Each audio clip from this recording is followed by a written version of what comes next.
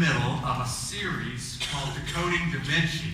And basically we're studying about the claims that the Bible makes and comparing those with the claims of the Da Vinci Code. Now I'm going to tell you something this morning that may shock you. I think in this case that Dan Brown is onto something. In fact, I think he may be right. There is a scandal, and it's hidden into the picture painted by Leonardo da Vinci, his great masterpiece, The Last Supper. And I believe that there's a scandal hidden in that picture. And once you understand it, folks, it will change your life forever. In fact, I believe it to be the greatest scandal in human history. And today we're going to try to unpack this scandal, the scandal of the Last Supper, the scandal that Da Vinci talks about in the Da Vinci Code, specifically geared towards the painting that Leonardo da Vinci painted in 1498. And I'll talk to you about that painting in just a few minutes. But in order for you to understand this scandal, you have to go back before the time of Da Vinci. In fact, you have to go back before the time of Christ. In order for you to properly understand this scandal, you have to go all of the way back to the book of Exodus, the second book in your Bible, to the time of the Jews in Egypt, and to the time of slavery and of Moses. Now, I'm going to give you the Reader's Digest version of the story before we look at this passage. Basically, for 400 years, the Jews were held in captivity by the nation of Egypt. They were brutally oppressed for those 400 years. The Egyptians hated the Jews so much. The pharaohs were so concerned about the Jews that they literally grabbed the Jewish baby boys as they were being born and they tossed them into the Nile River so that the Jews could not become a powerful nation and rise up against Egypt. Not only that, but the Jewish leadership had for 400 years been crying out for God to send them a deliverer. For 400 years they had been begging God, God, would you send us somebody that will rescue us from the hands of slavery? And after 400 years, God was finally ready to rescue his people. He chose the most unlikely man possible. His name was Moses. He was a murderer and on the run. In Exodus chapter 3, you read that God met Moses in the desert and through a burning bush said, Moses, I've appointed you to go back to Egypt and to rescue my people. So Moses went back and he confronted Pharaoh and he said, Pharaoh, the God of heaven and earth demands that you let his people go. But Pharaoh wasn't about to give up his entire population of slaves. And so it became a contest of wills. The God of heaven versus Pharaoh, self-proclaimed God of Egypt. The God of Israel against the living, or the God of Egypt against the living God. And at this point, by the time that you get to Exodus chapter 12, God has rolled up his sleeve and met Pharaoh and proven to Pharaoh who is actually God and who's not. God has at this point struck down Egypt with 9 horrible plagues. He met Egypt with boils and with gnats, with flies and with frogs. He met them with locusts. He met them with darkness. And finally, in this last passage that we're going to read, God is ready to roll up his sleeves and unleash his most terrible and most powerful of all plagues. He's going to wipe out one person from every family in the nation of Egypt. Basically, Pharaoh, what you did to my people, I'm going to do the exact same thing to you. And God warns Egypt about it ahead of time. In fact, he says, Egypt, you need to know what's about to happen because I'm about to send my death angel. And he is going to take the life of the firstborn child of every family in Egypt. And the only way, Israel, that you will be saved from what's about to happen, the only way that you'll be protected, is if you slaughter an animal and place that animal's blood on the doorposts of your home. Now, I want you to, if you have a Bible with you, turn to Exodus chapter 12, because that's where we pick up in the story in Exodus 12. Starting in verse 1, again, God is ready to unleash his most terrible, against the nation of Egypt. And he tells Israel, this is the preparations that you need to make before I do this. And by the way, Israel, be ready, because after tonight, Pharaoh will literally beg you to get out of his country. He, like every other person and every other family in Egypt, will have a baby boy to bury the next morning. And Israel, get ready, because tomorrow morning, the Pharaoh and all of Egypt will beg you to leave their country. Here's what God says to Moses and through Moses to the people of Israel in Exodus chapter 12. The Lord said to Moses and Aaron in Egypt, this is to be for you the first month of your year. Tell the whole community of Israel that on the 10th day of this month, each man is to take a lamb for his family, one for each household. If any household is too small for a whole lamb, they must share one with another, with their nearest neighbor, having taken into account the number of people there are. You are to determine the amount of lamb needed in accordance with what each person will eat. The animals you choose must be 1 year or must be year-old males without defect. And you take from them take them from the sheep and the goats. Take care of them until the 14th day of the month, when all of the people of the community of Israel must slaughter them at twilight. Then they're to take some of the blood and put it on the sides and the tops of the door frames of the house where they eat the lambs. That same night they are to eat the meat roasted over the fire along with bitter herbs and bread made without yeast. The bitter herbs represent the bitter slavery that Israel's been in. And the bread without yeast, because there's not enough time for you to cook bread with yeast before you have to get out of Egypt tonight, Israel. That same night they are to eat the meat roasted over fire with bitter herbs and with bread made without yeast. Do not eat the meat raw or cooked in water, but roast it over a fire. Head, legs, and inner parts. And do not leave any of it until morning. If some of it's left until morning, you must burn it. This is how you're supposed to eat it. With your cloak tucked into your belt, your sandals on your feet, and your staff in your hands. Eat it in haste. It is the Lord's Passover. And on that same night, I will pass through Egypt and strike down every firstborn, both men and animals. I'll bring judgment on the gods of Egypt. I am the Lord. This blood will be a sign for you on the houses where you are. And when I see the blood, I will pass over you. No destructive plague will touch you when I strike Egypt. This is a day you're to commemorate. For the generations to come shall celebrate it as a festival to the Lord, a lasting ordinance.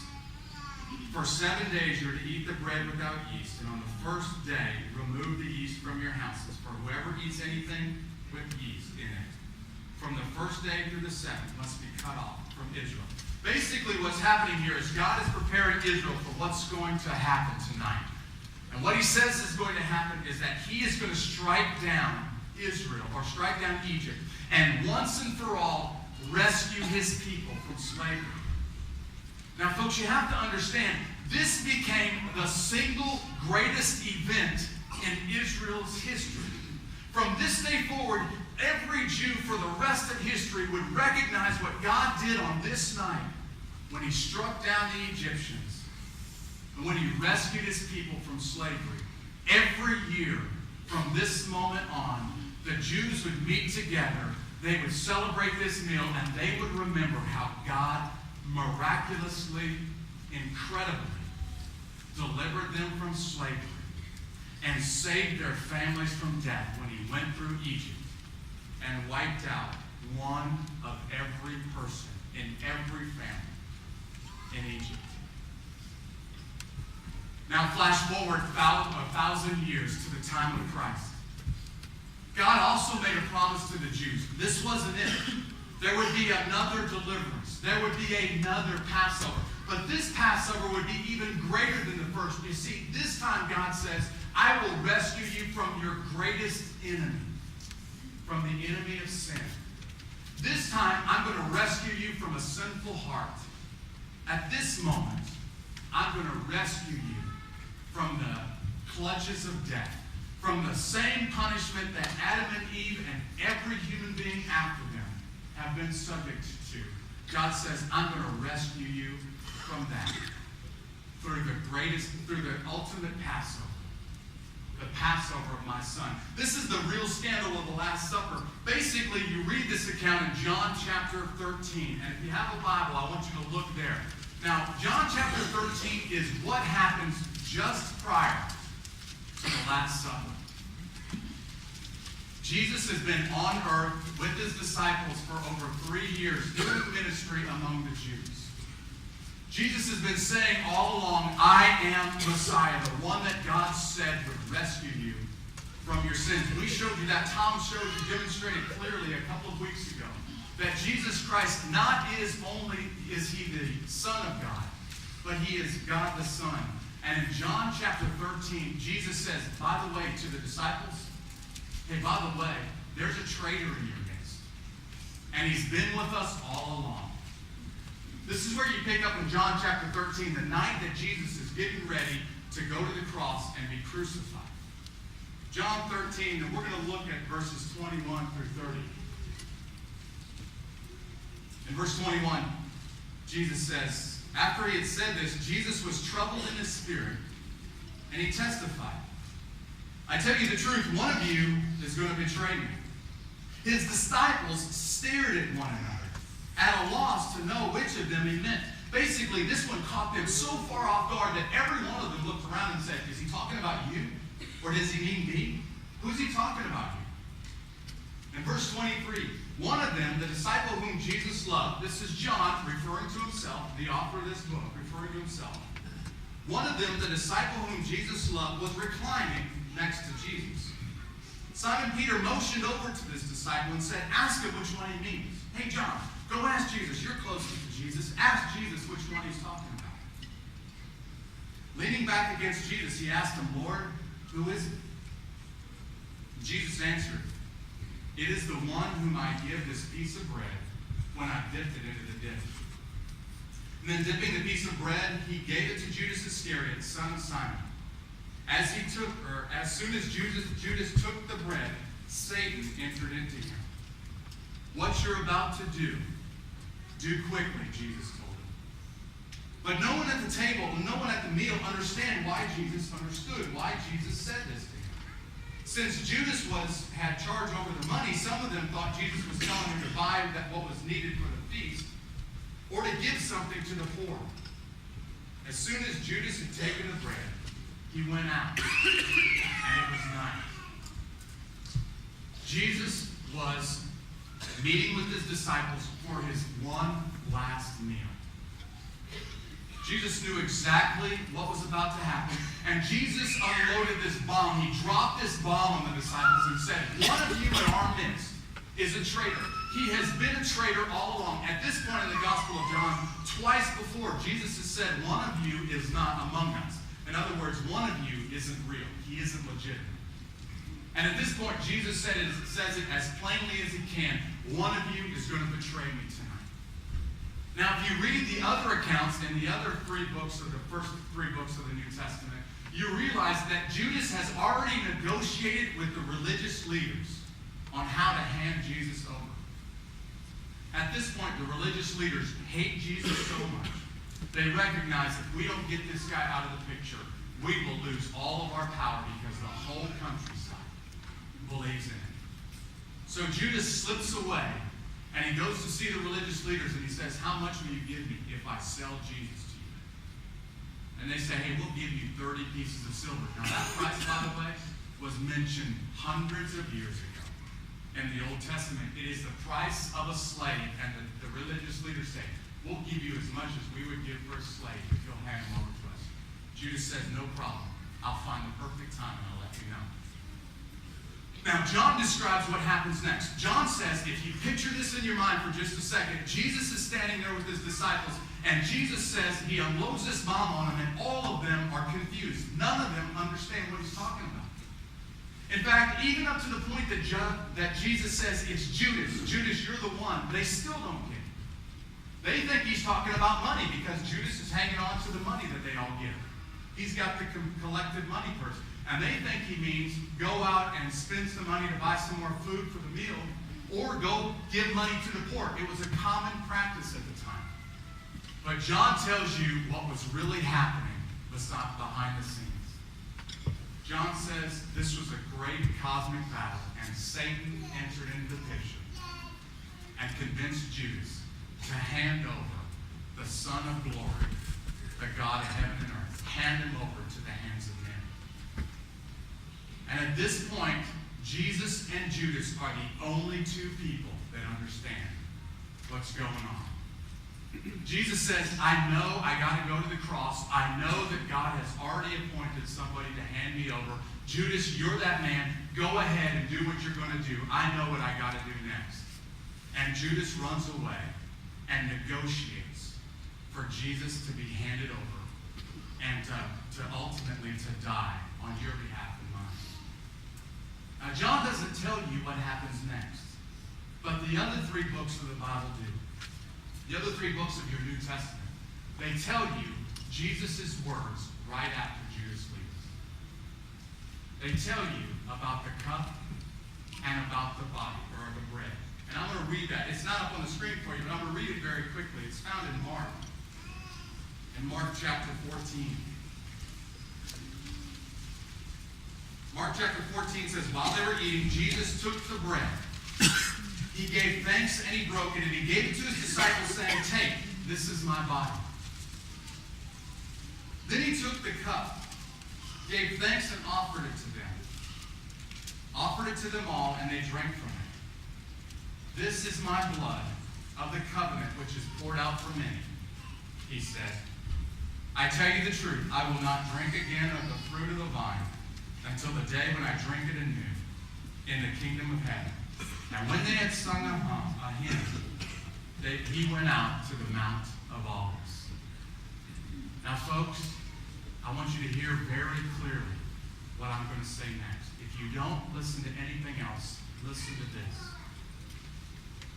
Jesus Christ was instituting at this moment a new Passover. Jesus was changing forever the greatest religious holiday in Israel's history. Jesus was saying the old Passover that you recognize, it's different from this point forward. And by the way, after this point, the Jesus' followers would never again practice the Passover like they did. In fact, after this, it was a regular occurrence whenever they meet together to practice what they call the Lord's Supper or communion. Jesus was saying, I am your Passover. I am the perfect, sinless, lamb without blemish that's going to be slaughtered on behalf of the sins of the world. Jesus was saying, my blood is the blood on the doorpost that will free you from sin, and it will rescue you from death. It was so clear that every Bible scholar who's ever approached this passage has always said the same thing. This is clearly a new Passover. It is Jesus practicing the Passover and changing it forever.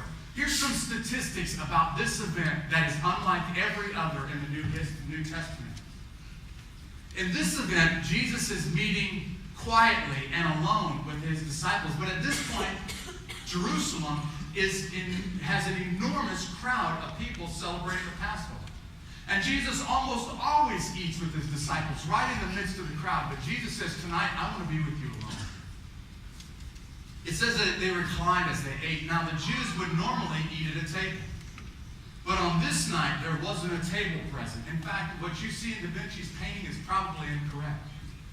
John says that they were reclining. They were laying on big cushions, probably in the shape of a U. John was closest, and Judas was at least close enough that Jesus could hand him a piece of bread and say, this is the guy who's going to betray me. We don't know where everybody else was, but we know that Peter was on the other side of John because Peter had to go touch John and say, hey, John, ask Jesus which one is he talking about. It says that this meal was eaten at dark, and the Jews never ate at dark. They ate about 2 meals a day, one at breakfast and one in the late afternoon. But the Passover meal had to be eaten at night. It says that they drank wine with this meal. Now, Jews didn't drink wine as a regular practice with their meals. The only time that happened is during the 4 festival occasions of the Jewish calendar. It says that they sung a hymn, and this was common practice every year after the Passover was over with, to sing a hymn which ended the meal. It says that they anticipated Judas to go out and to hand money to the poor. That was also a common practice. After the meal was over with, go take some of your money and give it to the poor who can't afford what we can afford. And finally, the Jewish Passover always contained this element. The father of the family would stand up among the family members, and he would explain each of the elements of this meal. And he would tell them the reason why you're roasting lamb tonight is because God gave a Passover lamb. The reason why we have bitter herbs is because the nation of Israel for 400 years was in slavery. The reason why you have this drink is because God promised to rescue us from our sins. And think about it. Jesus stands up among his disciples and he tells you, this bread that you're eating tonight, it's really my body. This cup that you drink tonight, it's not really wine. It's really my blood. Blood that will be poured out for your sins. Jesus was saying to his disciples, I'm changing the rules from this point forward. I am the new Passover. You can't escape this when you read the New Testament. Now flash forward to the book, the Da Vinci Code. Dan Brown makes some incredible claims in this book. And some of the claims, almost all of them, are geared around Leonardo da Vinci's masterpiece, The Last Supper. Now, what you need to know about this painting is that Leonardo da Vinci painted this in about 1495. He worked on it for 3 years and completed it in 1498. It was painted on the walls of a dining hall in a Catholic monastery in Milan, Italy. The monk and the rectors of this monastery paid Da Vinci to paint this painting so that every time they ate, they would look at the Last Supper. And Leonardo da Vinci captured in an instant John chapter 13, verse 22, the very moment that Jesus says to his disciples, one of you is going to betray me, and everybody looks around and says, who is it? Now, Brown claims that there is a hidden symbol in this masterpiece. Brown claims that actually a hidden person is located in this painting, and it's not really the Apostle John. It's actually Mary Magdalene. Dan Brown says that Mary Magdalene is painted into this picture because Leonardo da Vinci believed that Mary Magdalene and Jesus Christ were married and had a baby. That they have this royal bloodline that continued throughout the ages, and there is someone walking on planet Earth today who is a descendant of Jesus Christ. And if you think about it, it's absolutely scandalous what Brown claims. But I'll tell you, it gets much worse than that. Brown says that there is a secret V hidden into this painting. That V is an ancient symbol of religion that represents a holy woman.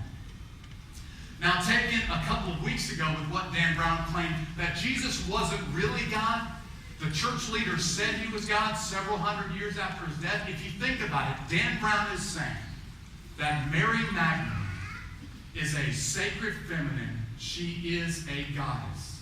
And Jesus Christ is a mortal man, a normal man. That the real holy blood or holy grail in this painting is actually Mary Magdalene. She's the only holy person in this painting. See, there was this legend that evolved around 1200 AD. And this legend was that Jesus, the real significant issue in the Last Supper, let's just think about it, several hundred years before the time of Da Vinci, the real secret symbol of the Last Supper was something called the Holy Cup or the Holy Grail. And the legend started to evolve. It used to be that Jesus' blood was literally in that cup. And then the legend became that Joseph of Arimathea caught with that cup some of Jesus' blood after it dripped off of the cross. And then people started to say that if you drink from this cup, it would heal you from disease. And finally, people said, if you find that cup and drink from that cup, you will live forever.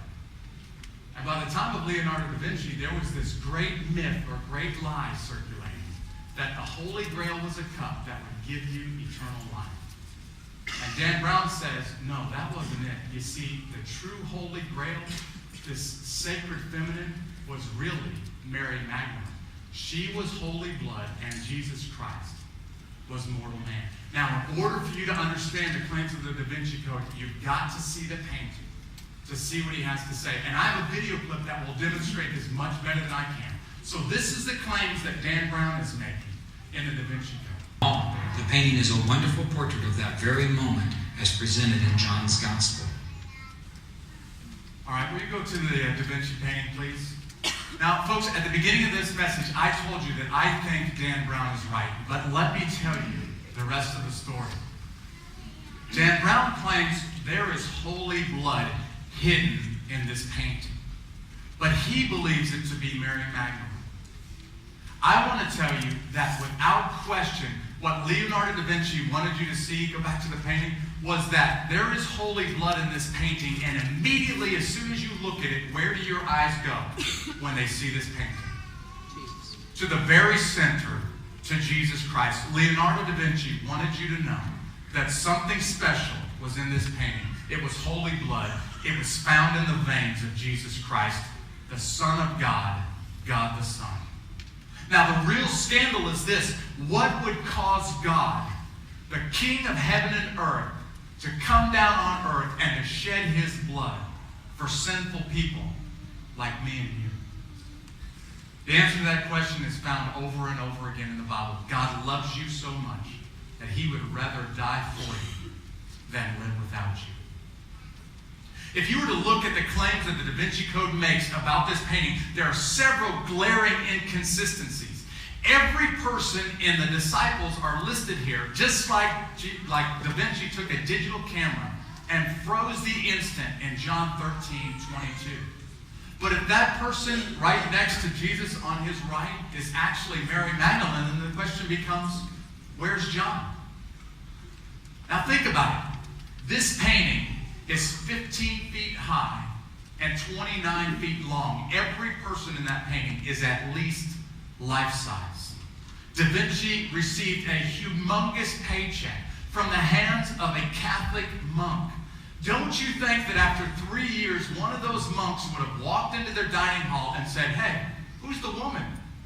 If that's really supposed to be a woman, Mary Magdalene.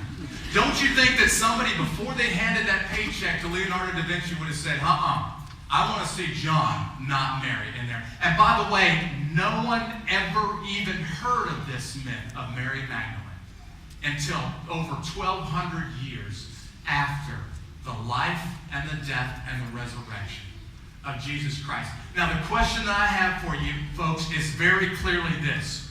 Do you believe this, a work of fiction, one man's belief about a painting painted in 1495, or do you believe this because you cannot possibly believe them both? Every art historian, even people who are not believers, every Bible scholar will tell you that the holy blood, the holy grail in that picture, so to speak, is really Jesus Christ. Dan Brown and a few other fanatics are the only people that would tell you that the hidden code in this painting is actually Mary Magdalene. Now, folks, here's why I'm telling you this. I guarantee you, this week, when you're at school or when you're at work, someone you know will start talking about the Da Vinci Code. And if you're a Christian, you've already settled once and for all. If you're a believer in Jesus Christ, you've already settled that I believe Jesus to be the sinless Son of God who gave his blood so that I could be forgiven. Now, folks, God is going to give you a perfect opportunity to start to share with people you know about what you really believe about Jesus Christ. In fact, he's going to put it right in your lap if you'll simply just listen to the conversation around you. Guys and gals, I beg you to share your faith with the people that you come in contact with because of this book. Christians are up in arms about it, but I see it as a great opportunity to share what you believe about Jesus Christ, and God is going to hand that opportunity because people will be talking about it. And you can just simply tell them, hey, you want to see the real holy blood in that painting? It's found right in the very center, and his name is Jesus Christ. Now, folks, what we're going to do in just a second is we're going to remember, like every Christian, every Christ follower for 2,000 years has done. We're going to remember what Jesus did when he took communion, when he handed the bread and the wine to his followers and said, hey, do this in remembrance of me. I'm going to ask I've asked some folks to come up and to help me with communion. And here's what we're going to do. We're going to go down the aisles. You're going to receive some wine and some juice. Inside here, on the outer ring, is grape juice. It's purple. On the inside is wine, just so that you know. You got unleaded on the outside, leaded on the inside. In case you have a problem with one or the other. All right, so they're going to go down the aisles in just a second. They're going to hand you a wafer. They're going to hand you the juice. I want you to just hang on to that, and we're going to take it together in just a second.